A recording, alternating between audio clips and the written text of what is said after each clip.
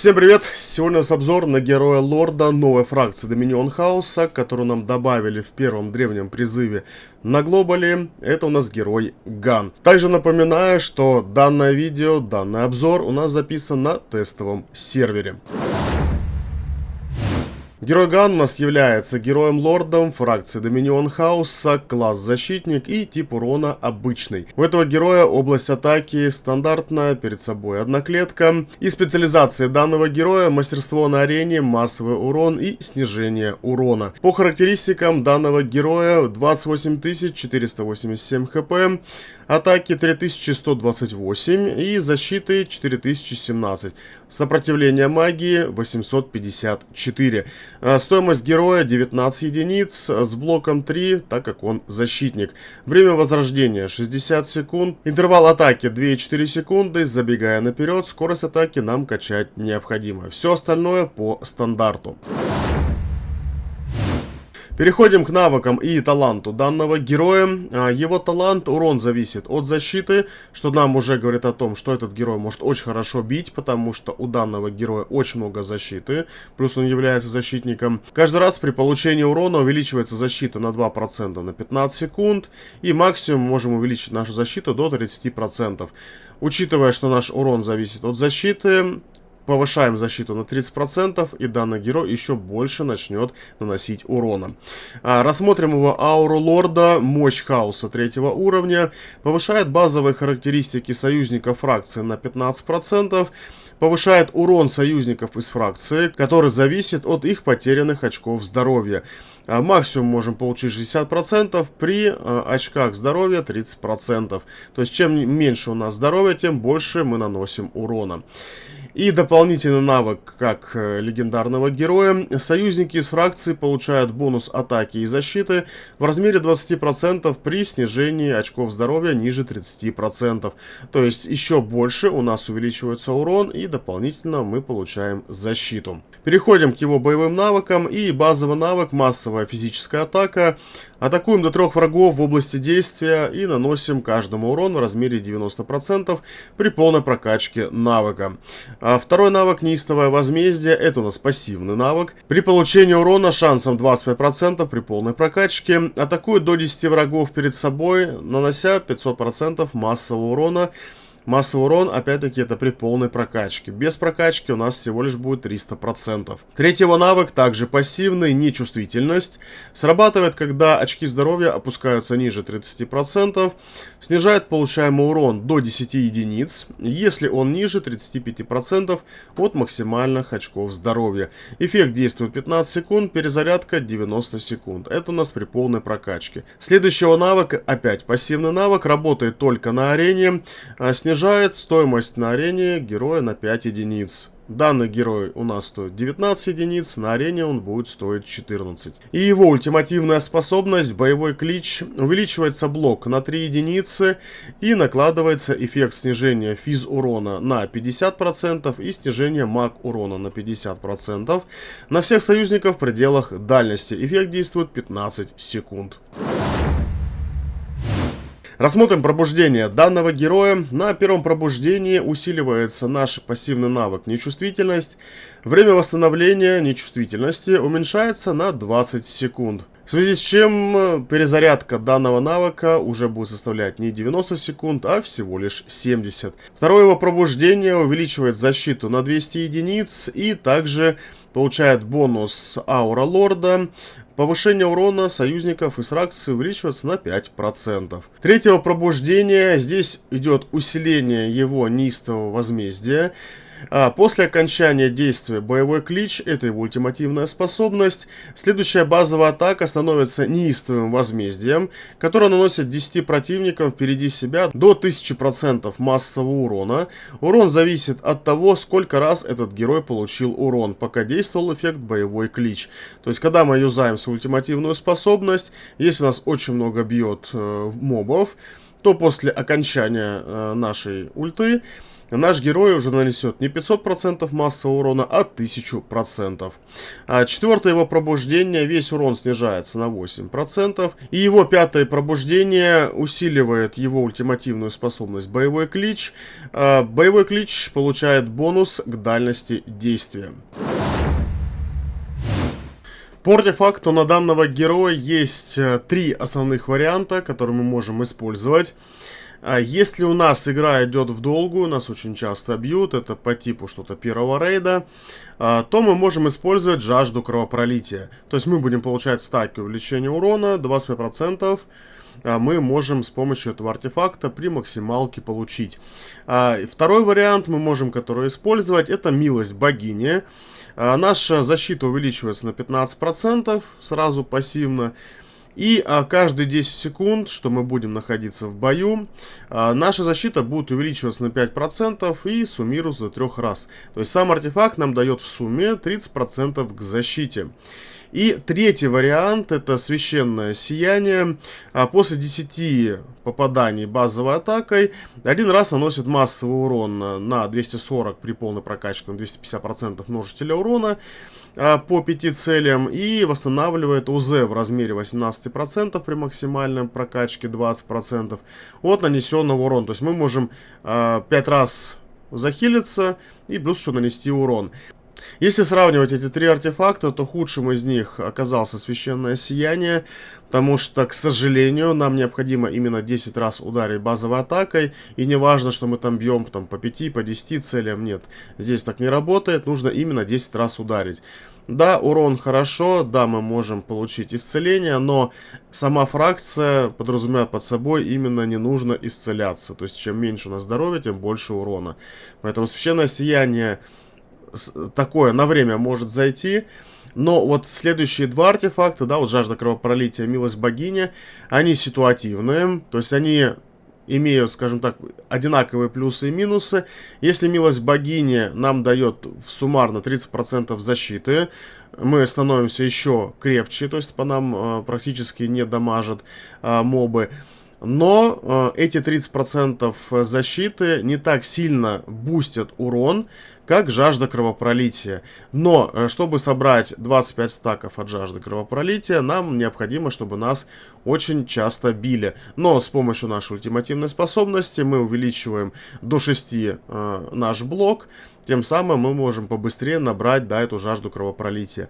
Но милость богини это что-то среднее между выживаемостью и уроном. Поэтому здесь смотрите сами, что вам больше необходимо. Если ваш герой очень часто умирает или он не выживает какие-то удары, можно, да, одеть милость богини. Если вам необходимо именно максимально выжать из этого героя урон, то лучше одевать ему жажду кровопролития.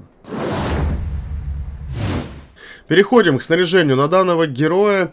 Если учесть тот факт, что данный герой у нас наносит урон от защиты, поэтому он уже у нас будет танком, здесь уже есть только один смысл, качать ему здоровье или нет, потому что защиты у нас будет и так очень много.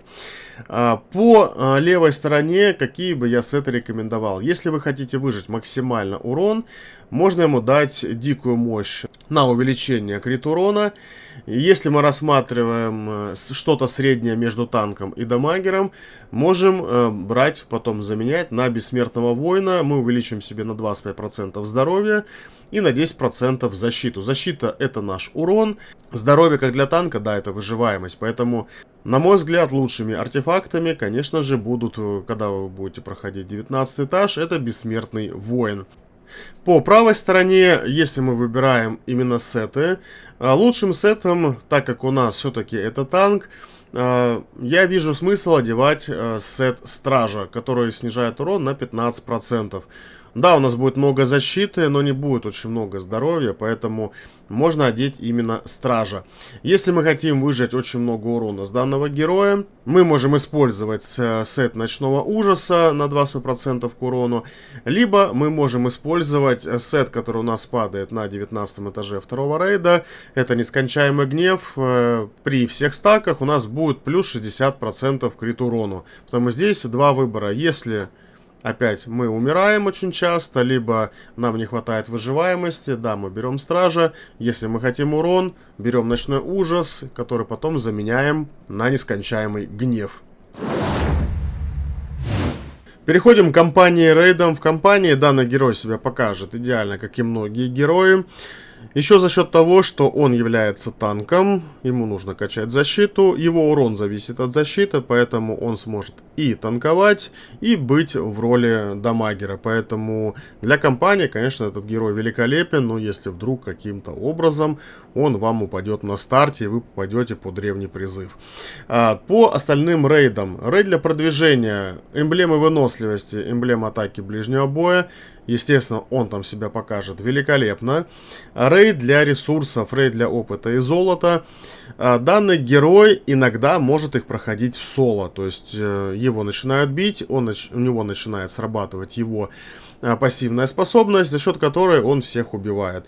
Но это бывает крайне редко, поэтому данный герой в соло пройти не сможет. Еще нужно брать какого-то мага, либо героя ближнего боя с массовым уроном. Босс гильдии, данный герой там абсолютно не нужен. Да, поначалу вы можете его брать, но ему необходимо, чтобы его били, за счет чего у него будет срабатывать его пассивный навык, который наносит очень много урона. Но дракон нас наносит всего 4 удара за фазу, поэтому толку от этого героя на боссе, к сожалению, нет.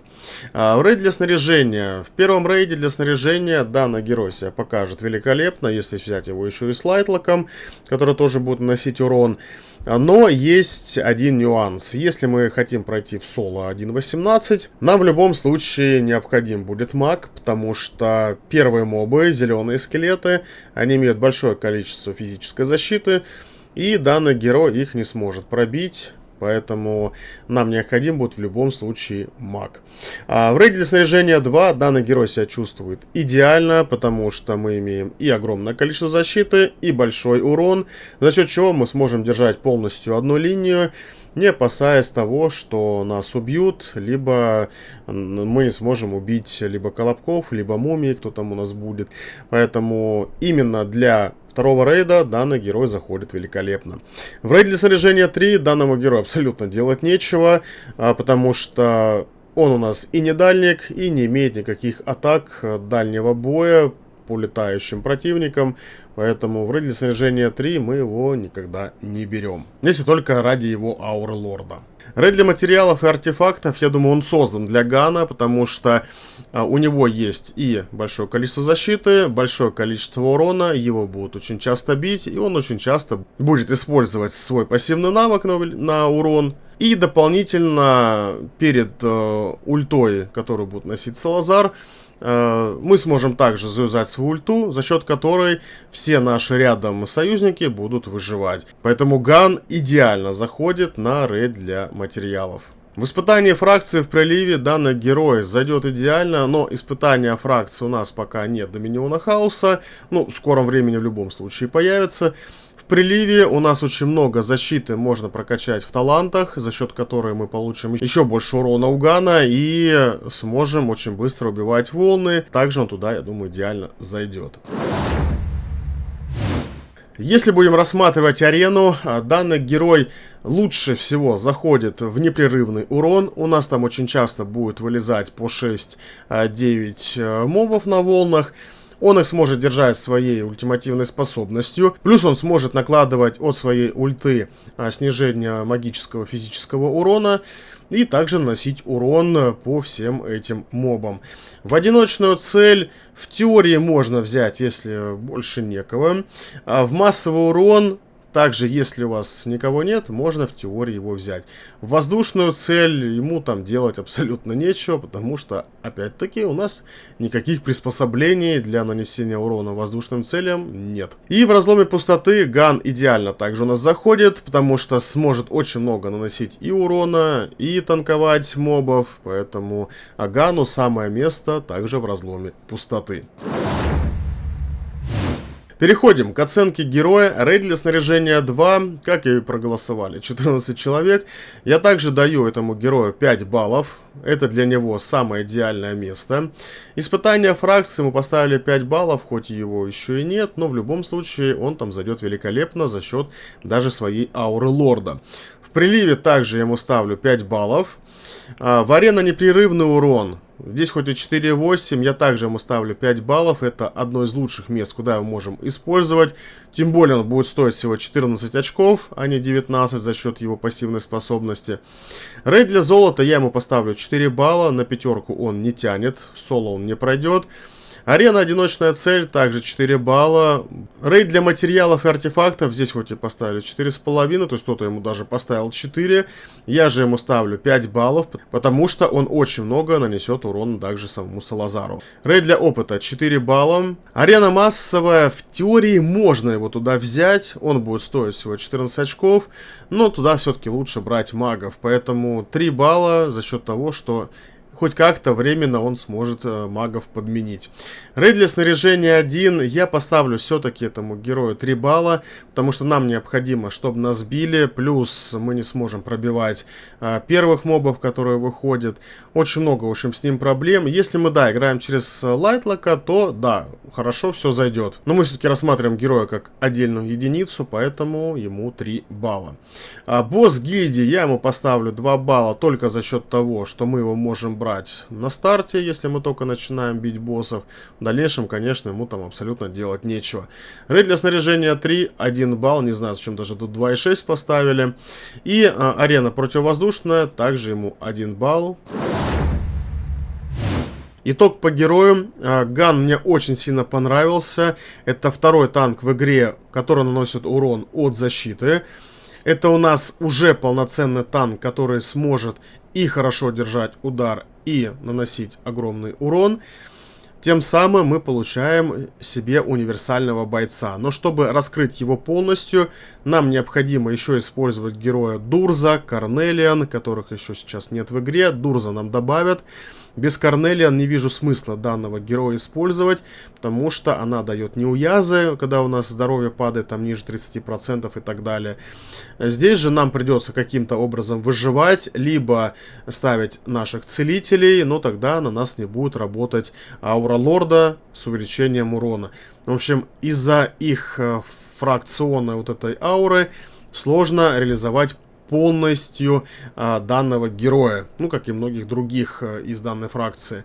То есть, да, будет среднячок, плюс, ну, выше среднего урон, если мы будем сравнивать его с героями ближнего боя. Но это герой один из топовых танков, который будет как раз наносить урон от защиты. То есть, и выживаемость, и урон идеально.